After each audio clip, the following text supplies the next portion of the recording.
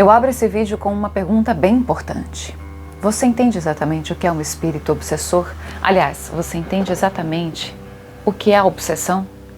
Será que você, na sua vida, com a maneira que você pensa e a maneira que você age, de alguma forma também obsedia alguém, mesmo sem querer? Você tem consciência exata das suas energias e da sua própria consciência? Pode parecer redundante, mas não é. Para ter certeza que você também não é obsessor na vida de alguém, nós vamos falar sobre obsessão hoje, com uma história que eu trago de uma das minhas consulentes. Já que vocês gostam que eu trago também assuntos de consulentes, sim, eu já tenho assim alguns vídeos para trazer para vocês, mas algumas histórias estão sendo finalizadas. Não é uma história de vida passada, talvez tenha raiz no passado, mas a gente não descobriu, porque houve uma grande interferência no presente. O espírito do marido dela transformou-se em um obsessor e está sendo bem difícil afastá-lo. Vamos lá?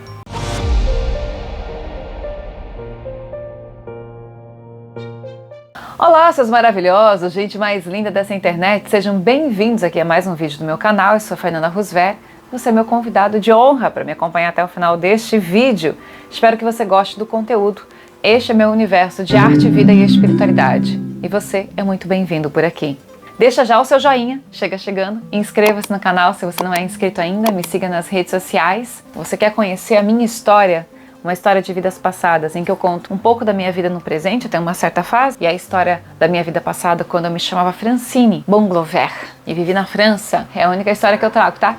Que eu não tenho outra vida. Entre em contato através do telefone 479-9987-1806. Vocês vão falar com o Yara e você pode encomendar este livro, chegar para você autografado na sua casa. Os envios são pelo correio, pelos correios, tá certo? E aí você pode conhecer um pouquinho mais sobre mim através desta obra. Para vocês que me conhecem já sabem que eu trabalho como terapeuta também e tenho atendido, eu tenho vários consulentes e consulentes, homens e mulheres, em que a gente faz o tratamento através da terapia quântica e o tratamento através da terapia de vidas passadas. Essa consulente de hoje, como eu gosto de trazer as histórias para cá, vou dar o nome de Cláudia. Isso, de Cláudia. A Cláudia tem aí quase 60 anos, no caso é viúva porque o seu marido já desencarnou há 11 anos. Vamos dar o nome a ele de Paulo. Então é a Cláudia e o Paulo. Eles foram casados a vida inteira e eles tiveram deste matrimônio 2 filhas. E nós temos aí também um retrato de ingratidão. Quem assistiu o vídeo da Clarinha, que é um dos últimos vídeos aqui no canal, também minha consulente aí que sofreu com o marido, só que no caso dela houve o divórcio e tem as filhas, né? Teve problema, a gente ainda tá em pesquisa sobre aquilo lá. Quando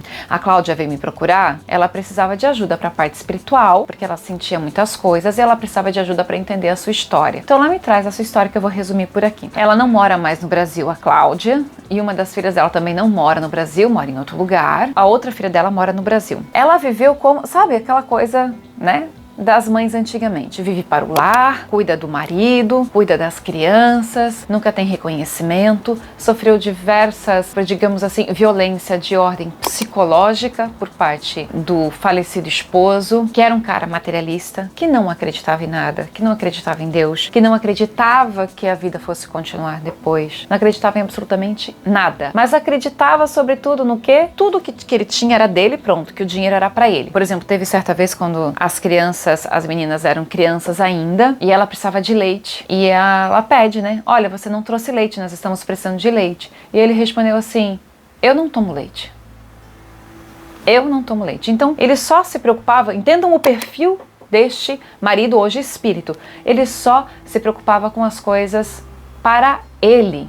Ele não se preocupava com as filhas. Então, ela fez tudo o que ela podia para poder também criar as meninas, ao ponto que, sabe aquela velha história? A mãe diz não e o pai diz sim, aí os filhos ficam do lado de quem? Do pai. Uma das frases constantes que esse cara falava, que o Paulo falava em vida, a casa que eles construíram, a casa era dele e que ela nunca ia ficar com aquela casa. Era uma coisa que ele sempre falava, porque o dia que ele fosse embora, aquela casa não ia ser dela, ele ia vender aquela casa, ele ia dar aquela casa, ele ia pôr fim na casa, mas nunca ia ser dela se fosse o caso. Se fosse o caso dele partir primeiro. E ele agradava bastante as filhas, a ponto de uma delas ser completamente apegada ao pai e detestar a mãe também. Ela é completamente ingrata. Hoje a filha, uma delas que é a mais nova, ela mora no Brasil, transformou mãe, tanto que foi a esperança dela. E quando a minha filha for mãe, ela vai entender o que é ser mãe e ela vai rever as atitudes dela, né, como filha para comigo. Mas ela não reviu. Tanto que ela, quando manda presentes para a neta, a filha não agradece, a filha não quer falar com ela,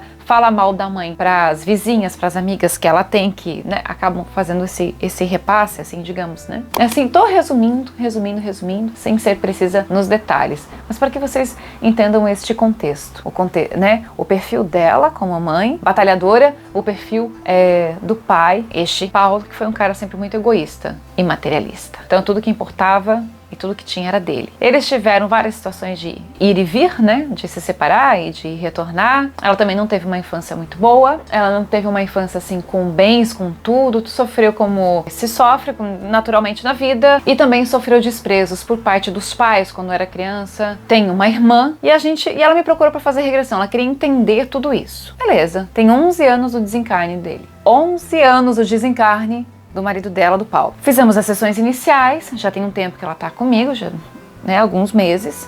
E aí começamos a fazer a regressão. Ela já tinha feito a regressão antes. E aí eu percebi um primeiro bloqueio, porque a regressão que ela fez comigo, a diferença, né, que ela traz pra mim, da primeira vez que ela fez regressão aí com uma outra pessoa para comigo, é que as regressões comigo foram mais intensas.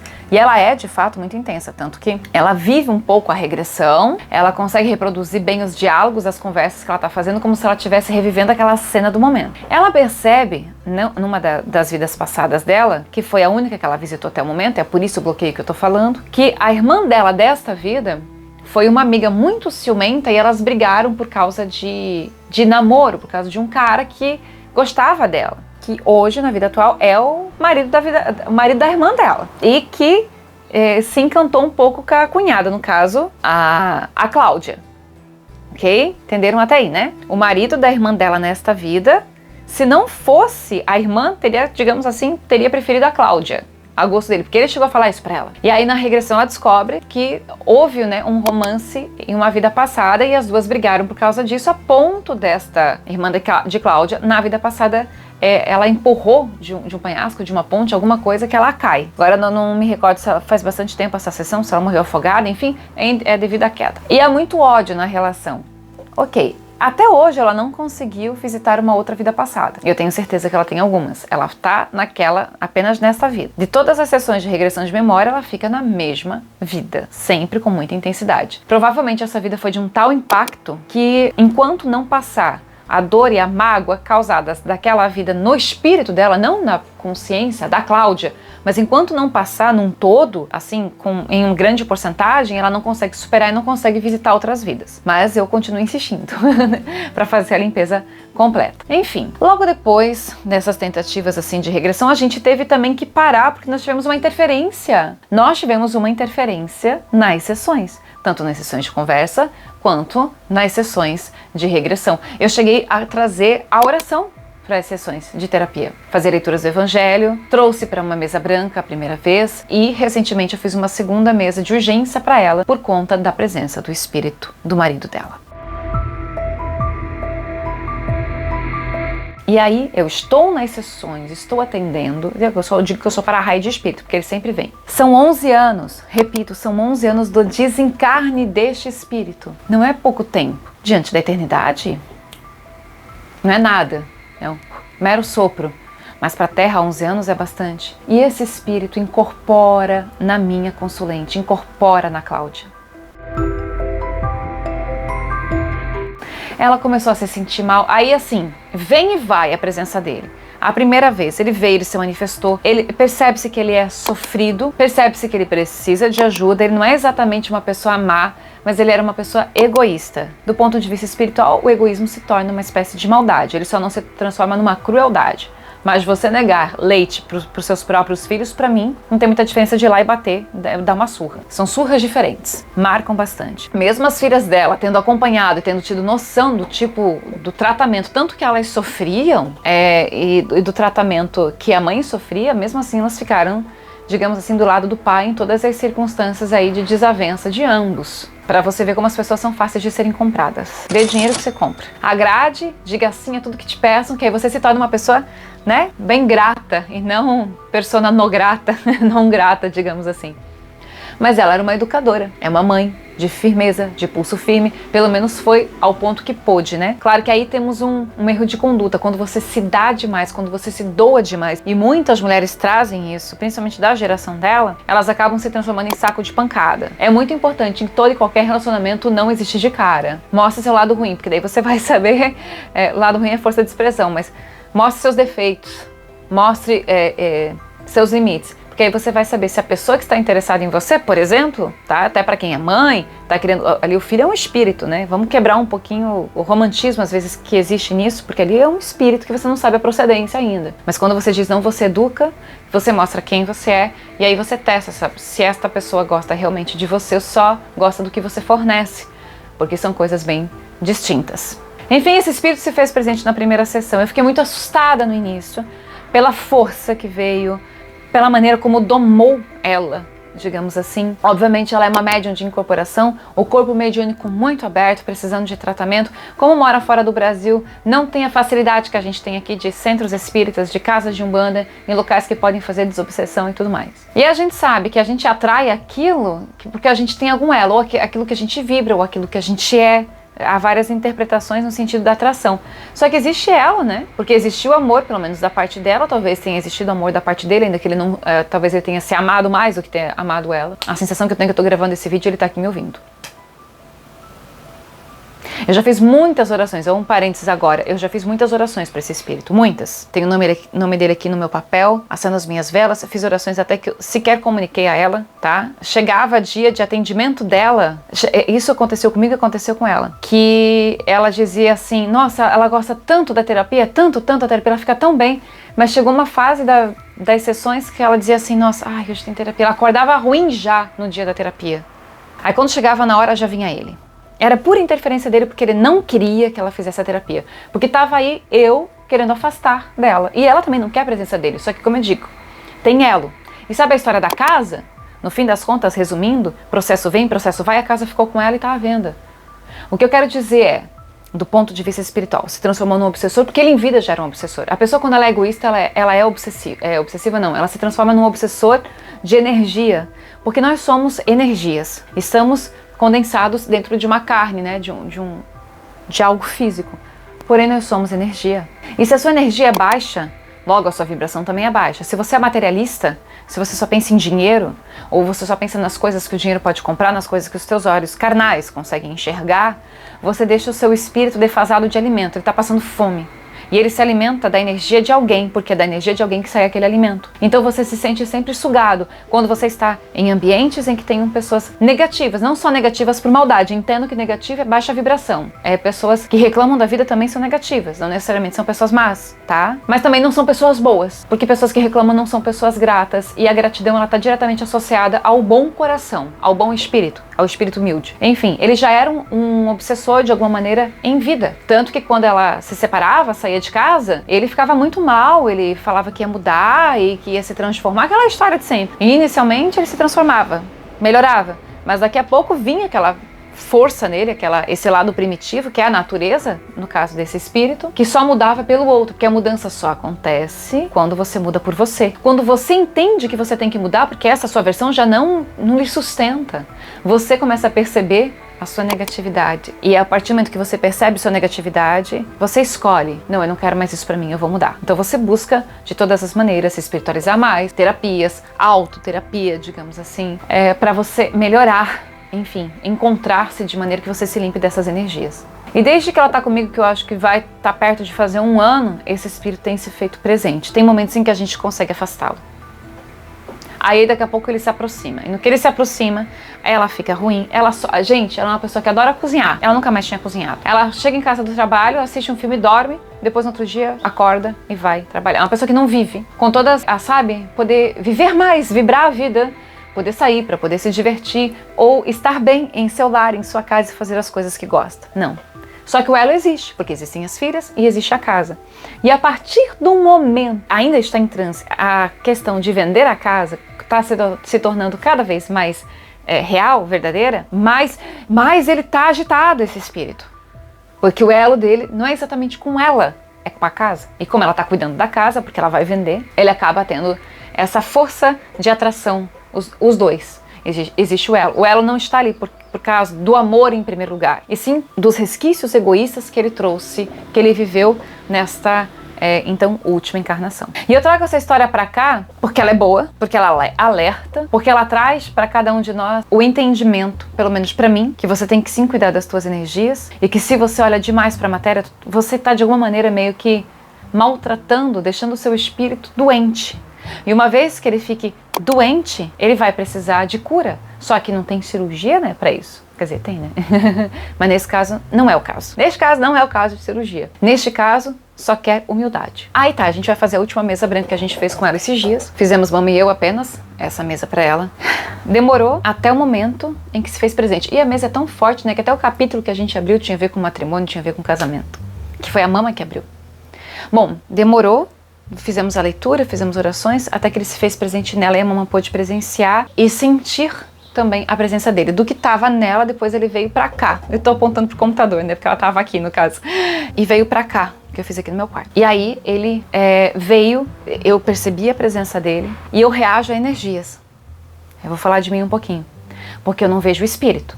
Às vezes eu vejo, mas não é a coisa mais comum. Eu percebo a presença, tenho uma visualização mais ou menos periférica, digamos assim, dele, e a sensação que eu tenho é que ele está aqui agora. É bom que me escute. Eu dei muito puxão de orelha nele em todas as vezes. Todas.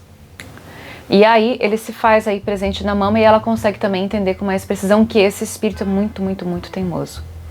Ele não quer largar o osso. Podemos entender que esse espírito trata-se de uma natureza egoísta, como bem se apresentou, que é um dos exemplos que eu trouxe. Não sabemos se tem uma história de vidas passadas, eu acredito que tenha. Não conheço o passado dela, não sei essa vida que já comentei aqui.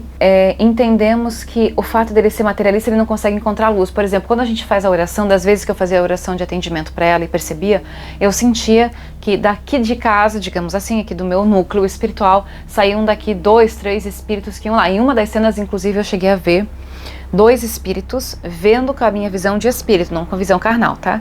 Eu vi 2 espíritos, eram 3 que foram, mas eu vi 2 espíritos, um em cada lado segurando ele. Imagine que você tem alguém que tenha invadido a sua casa e você tenha que chamar seguranças ou a polícia e a pessoa não quer sair, não tem que agarrar. Então eu vi 2 espíritos agarrando este Paulo, tá? Eu vi 2 espíritos agarrando este Paulo e um conversando com ele, explicando, ali não é teu lugar. Então, sabe de uma coisa que é muito importante? Qual é o teu lugar? Qual é o teu espaço? Qual é o teu mundo? Quando a pessoa despreza o espírito e só potencializa a matéria, ela despreza até si, ela nunca acha lugar nem dentro dela. Cara, ele tá aqui. Ai, gente, eu tô até com pressa que eu tenho que fechar o vídeo e atender. Tá bem no meu horário, que foi o horário que eu tive pra gravar. Aí isso me desconcentra. Mas ele é muito teimoso pra entender essa mensagem. Como eu disse, eu já puxei a orelha dele por diversas vezes. Ele é teimoso, teimoso, teimoso, teimoso. E sabe o que mais me irrita? Foi que, como explicar, é que a vida inteira desprezou ela, mas no fundo ama e não sabe reconhecer. Que não consegue nem viver e nem morrer sem. Ai, desculpa aí a brincadeira da palavra.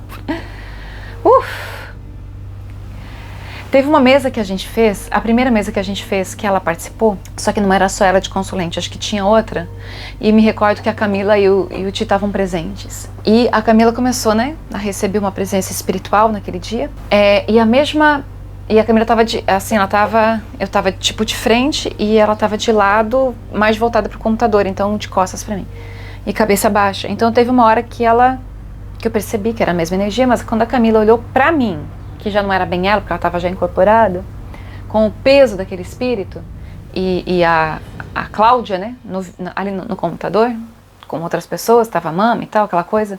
Faz tempo essa mesa, tá? Olha só, meu Deus. Quando eu olhei para os olhos da Camila, eu fiquei com a mesma raiva, não é uma raiva de mal, é uma raiva de indignação, que não escuta, sabe, de gente teimosa? Mas a mesma raiva que eu fiquei naquela mesa, era a raiva que eu ficava quando eu atendia a Cláudia e ele se fazia presente, esse Paulo se fazia presente. Por quê? Porque o lugar dele não é ali. Então você tem que saber o seu lugar, você tem que saber quem você é. O seu lugar, na verdade, é dentro de você. Porque quando você está dentro de você, você respeita. É tipo aquela pessoa que entra na sua casa, sabe? Ou que é um convidado seu e que já vai entrando no seu quarto, vai abrindo a sua geladeira sem você dar permissão, que não é bem da casa, que não é aquela pessoa que tem intimidade com você, mas que já vai se chegando. Eu não gosto disso, porque é uma intromissão. A pessoa é gente folgada. E ele é assim, folgado, e continua sendo folgado.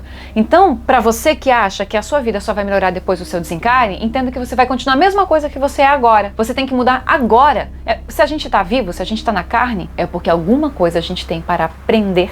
Apreender com 2 Es. Pegar esse conhecimento para si. Aprenda. Você precisa disso. Você precisa entender isso. Assim você evolui. No espírito, fora da carne, eu quero dizer, não quer dizer que seja mais fácil.